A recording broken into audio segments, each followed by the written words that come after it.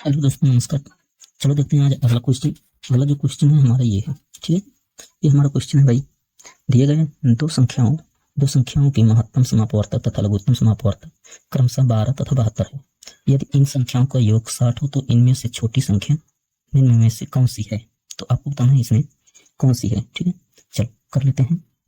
ये इसमें बताना है चारों में से कौन सी छोटी संख्या है, ठीक है। चलो कर लेते हैं 31 क्वेश्चन पहले, ठीक। यहाँ पर है, देखिएगा, ठीक है।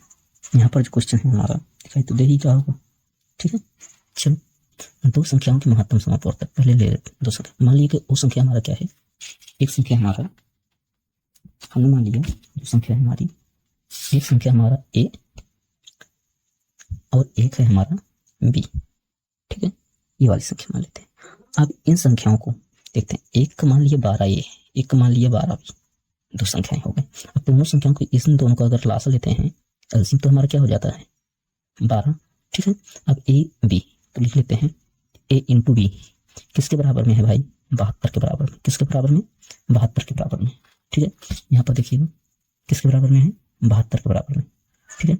और लघुत्तम सम, अब उसके बाद अगर इसको हम काटते हैं तो बताइएगा, देखिएगा 12 एकम 12 और 12 छम 72, तो हमारा क्या होगा ए इंटू बी बराबर 6। कितना होगा 6। इसका ये बताइएगा इसका गुणनखंड कितना होता है 6 का।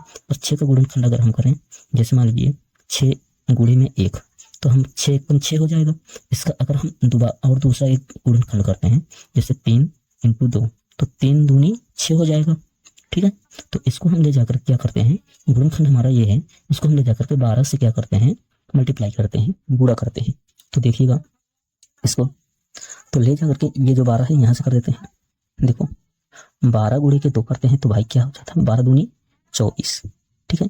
इसको अगर हम 12 से करते हैं, देखिएगा 3 को, तो 12 तिहाई 36, क्या हो जाएगा 12 तिहाई 36, ठीक है।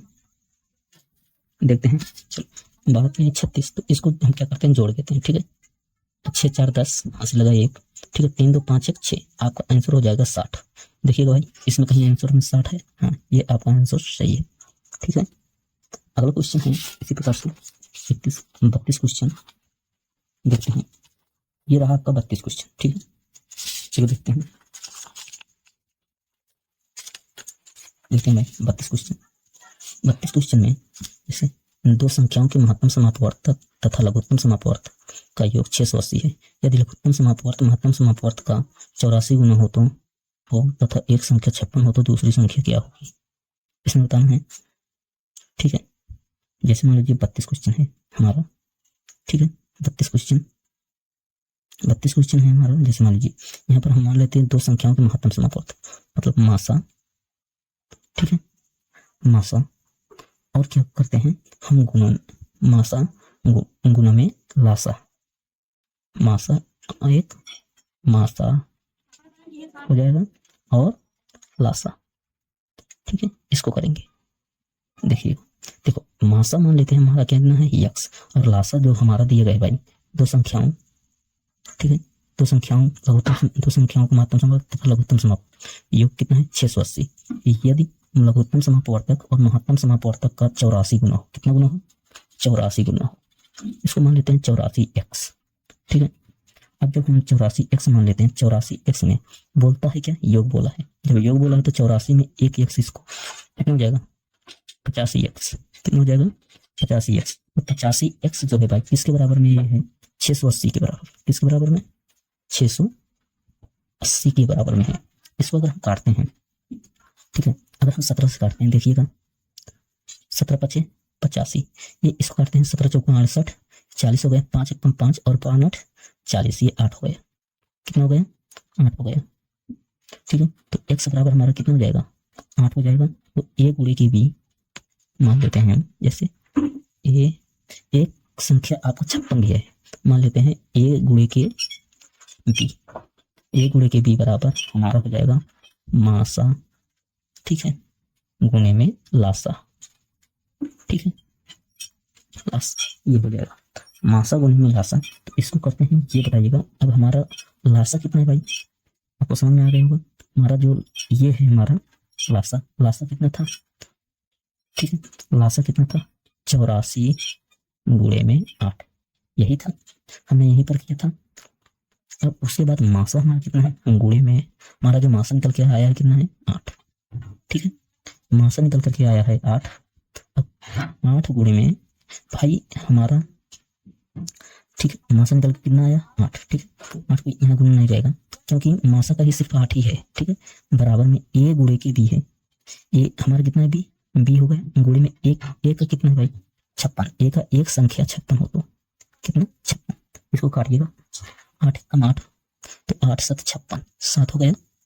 इसको काटिएगा, 7 कम 7, 7 दूनी 14, ये भी कर गया। इन दोनों को अगर गुणा करते हैं तो 12 8 96।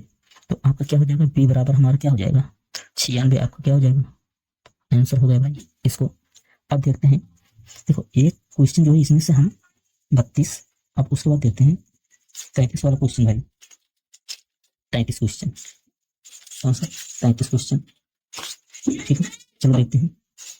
आपको पता होगा 96 आंसर आया, तो 96 का आंसर जो होता है ना, इसमें जो 96 आंसर है, 96 ये सी ऑप्शन सही है। ठीक है, देखते हैं 33 क्वेश्चन। ठीक है, चलो 33 क्वेश्चन है आपका। ठीक है, यहाँ पर देखिए 33 क्वेश्चन, दो संख्याओं का लघुत्तम समापवर्तक 120 है। निम्नलिखित में से कौन सी संख्या इन संख्याओं का महत्तम समापवर्तक नहीं हो सकती, कौन सी संख्या जो महत्तम समापवर्तक नहीं हो सकती। ठीक है, 33 वाला क्वेश्चन है, आप लोग बताइएगा। देखो दो संख्याओं का लघुत्तम समापवर्तक 120 है, 120, और निम्नलिखित में कौन सी संख्या इन संख्याओं का महत्तम समापवर्तक नहीं हो सकती। 8 को अगर हम 120 से भाग देते हैं तो पूरी तरह से विभाजित हो जाएगा। ठीक है, मतलब कि हमारा 8 तो हो ही नहीं सकता ऑप्शन। ठीक, चलो 12 से अगर देते हैं पूरी तरह विभाजित हो जाएगा, ये भी नहीं हो सकता। इसको अगर पूरी तरह विभाजित करते हैं, देखो हो जाएगा, देखिए अगर हमने कहा हाँ हो जाएगा, 12 1 12 और 12 दूनी 24 हो जाएगा विभाजित, ये भी नहीं हो सकता। अब उसके बाद अगर हम बात करें 35, देखो 120 नहीं हो सकता क्योंकि ये ऑप्शन आपका सही है। ठीक है, यही आपका सही है। अगला क्वेश्चन, एक क्वेश्चन भाई हमारा छूट गया है, 30 क्वेश्चन। ठीक है, 30 वाला क्वेश्चन हमारा छूट गया है, उसको देख लेते हैं। 30 वाला क्वेश्चन देखो, देखिएगा यहाँ पर 3 अंकों वाली दो संख्याओं का महत्तम समापवर्तक 17 तथा लघुत्तम समापवर्तक 714 है। इन संख्याओं का योग कितना होगा, 289, 391, 221 या 731। ठीक है, इसको देखते हैं यहाँ पर 30 क्वेश्चन। ठीक है, चलो 30 क्वेश्चन देखते हैं यहाँ पर, देखिए। ठीक है, चलो देखो यहाँ पर 3 अंकों वाली दो संख्याओं का महत्तम सम, कितनी संख्या को, दो संख्याओं का महत्तम सम। ठीक है, यहाँ पर देखते हैं 3 अंकों वाली दो संख्याओं का महत्तम सम कितना है। ठीक है, देखते हैं ए और कितना है, ए बी, ये है, एक का 12 ए है और एक का 12 बी है भाई। इन दोनों का लासा कितना होता है भाई, 12, 12 ए इंटू बी कितना हो जाएगा, किसके बराबर में है भाई, देखिएगा। नहीं कितना है, अरे गलत कर रही है भाई, 12 नहीं, ये 17 है ना, अरे ये 17 है भाई, 17 होगा, कितना होगा 17, इसको 17 कर लीजिएगा, नहीं तो हम दूसरा बता दे रहे हैं यहाँ पे 30, देखिएगा ए 17 ए। ठीक है, और एक कौन सा है भाई, 17 बी, ये है। ठीक है, यहाँ से देखिएगा।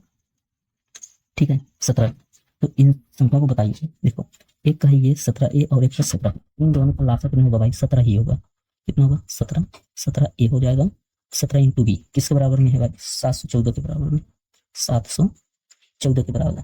अगर हम कहें कि इसको अगर काटते हैं, ये बताओ, इसको अगर हम काटते हैं 17 चौको 68, 17 कम 17, 17 चौको 68। ठीक है, यहाँ पर कितना 3, तो 17 दूनी 34, 2 कितना हो जाएगा 42। तो ए बी बराबर हमारा कितना हुआ 42। अब 42 को ले जाकर ये बताओ, इसको गुणनखंड कीजिए, ये बताइएगा भाई, अगर 42 एक करते हैं तो कितना होता है, 42 गुणे में 1, तो 42 से कम 42 होगा। अगर इसको हम करते हैं भाई 21 को करते हैं, कम से कम होगा। ठीक है, इन संख्याओं का योग कितना होगा पूछा गया है।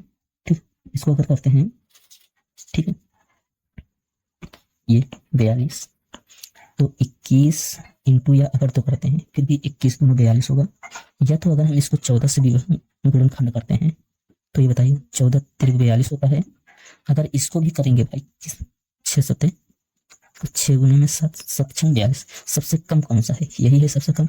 जो सबसे कम संख्या है इसी को ले जाकर के इससे हम क्या करेंगे, गुणा कर देते हैं। गुणा करने के लिए हम क्या करते हैं, देखो 17 × 7 एक ये हो गया, एक 17 × 6 यही दोनों है करने के लिए।